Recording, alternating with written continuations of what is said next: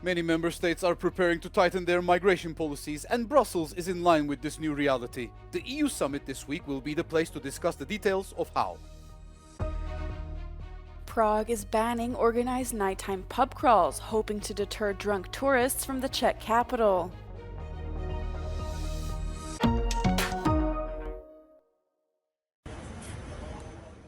The US threatened to cut some military assistance to Israel if they do not boost humanitarian aid access to Gaza within 30 days. In the letter signed by both the US Secretary of State and Defense Secretary, the Biden administration said it had deep concern about the deteriorating humanitarian situation in the region. According to the letter, Israel denied or impeded nearly 90% of the humanitarian aid being transported within Gaza last month. It also stated that evacuation orders have forced almost 2 million people into a narrow strip where they are at high risk of lethal contagion. Criticism of Israel has become more widespread within global politics as the war between Israel and Hamas drags on, even more so after the ground invasion of Lebanon. Fighting shows no signs of letting up, with Hezbollah's acting leader declaring the group is focused on hurting Israel and driving them out of the country. Russian attacks on Ukraine's south in recent days have killed at least 3 civilians and wounded dozens more. At least 1 person died and 23 were injured after Russian troops launched rockets at the Ukrainian city of Mykolaiv on Tuesday. A large fire broke out at a market because of heavy shelling, with damage recorded at an industrial facility, a residential building, and a retail and hospitality business. Further south, Russian attacks on the Ukrainian city of Kherson killed 2, according to local military officials. Russian forces struck Ukrainian troops and facilities in over 100 areas in 24 hours, resulting in the deaths of at least 500 Ukrainian soldiers, Russian news agency TASS reported on Tuesday. Mohammed bin Salman, the de facto leader of Saudi Arabia, is in Brussels to join his EU and Gulf counterparts for the first ever EU-Gulf cooperation summit, Euronews can confirm. Glowing global insecurity, the expansion of wars in the Middle East and Ukraine, trade and renewed efforts for a two-state solution are all on the agenda.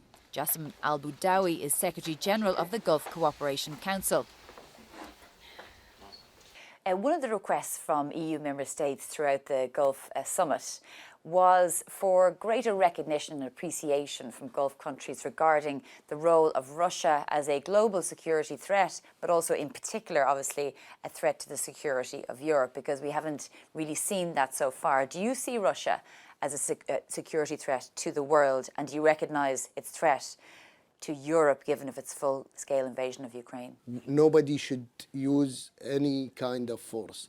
I am personally from Kuwait, and I know what is the use of force mean. My country was gone in few hours when Saddam invaded Kuwait in the 90s. So when we talk about dialogue or diplomacy, we talk about the need, the humanity need for dialogue and diplomacy.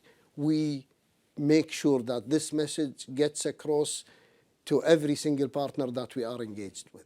But do you recognise Russia as a security threat, given that they're bombing children's cancer hospitals in Kyiv, and dialogue hasn't worked because it didn't work to prevent Putin from invading Ukraine? Well, there is a Security Council, there is a United Nations where we all can go. It is our court. This is where you need to address these kind of questions. You go to your General Assembly in the United Nations, you go to the Security Council and address it, Sean. Nobody, again, should be singled out on certain issue or certain file. It has to be a comprehensive effort, international comprehensive effort that deals with these kind of questions.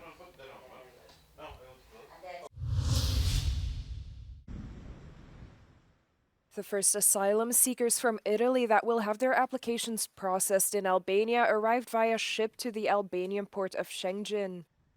The ship carried 16 men who were rescued at sea after departing from Libya. The men will undergo health screening and identification procedures and will then be transferred to a camp in Jadr, a few kilometers away from the port. Italian Prime Minister Giorgia Meloni formally opened the two centers on Friday, where Italy plans to process thousands of asylum seekers.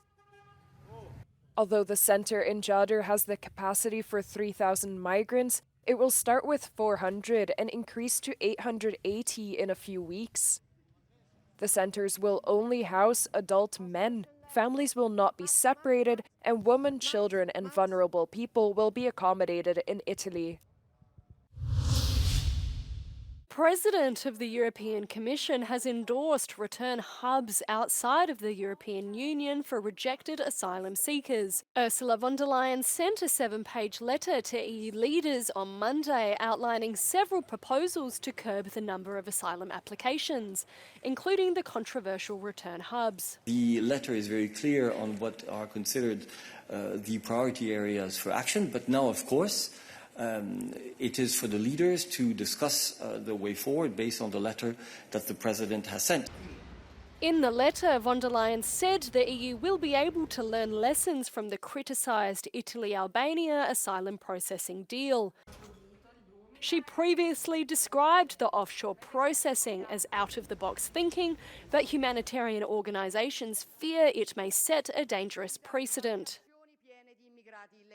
L'Italia ha dato il buon esempio con la sottoscrizione del protocollo Italia-Albania per processare in territorio albanese, ma sotto giurisdizione italiana ed europea, le richieste di asilo. È una strada nuova, coraggiosa, inedita, ma che rispecchia perfettamente lo spirito europeo.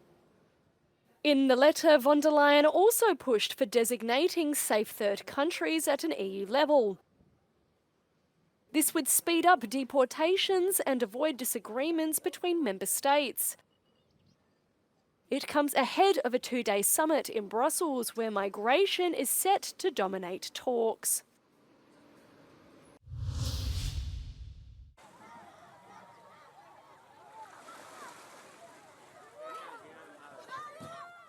Member states seem to be further tightening their migration policies. The subject is high on the agenda of the European Council. In a letter to capitals, Ursula von der Leyen proposed to speed up returns and open detention centers in third countries. The Commission President is thus in line with the request of 15 member states to transfer asylum seekers to safe third countries.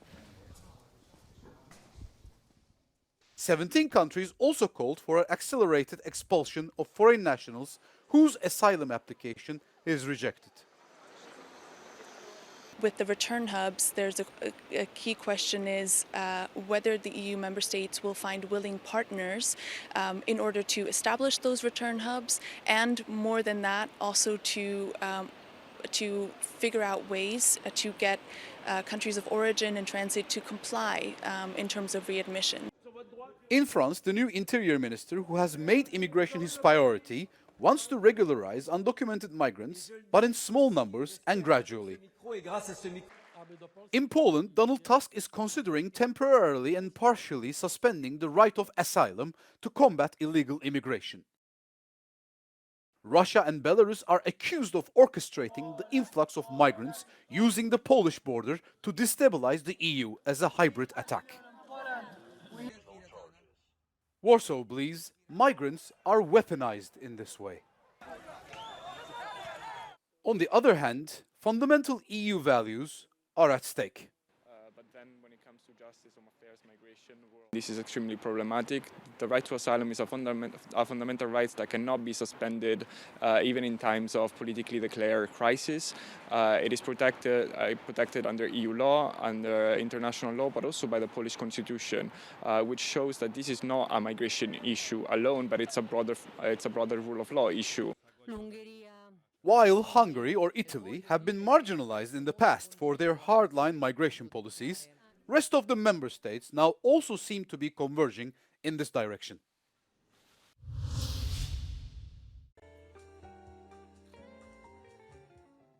The majority of Montenegro's population still identifies as Montenegrin, about 41%, according to the country's latest census results revealed on Tuesday. This is a decrease from the country's last census held in 2011, when 45% identified as such. The latest census was held in December last year and shows a 4% increase in those who identify as Serbs compared to the last census, now sitting at 33%. The small Balkan countries' ethnic makeup has long been a sensitive issue, as census results often play an important political role in the region. Montenegro was the last state to split from former Yugoslavia, separating from Serbia in 2006. Census results continue to have influence on both pro-Serbian and pro-Montenegrin political goals.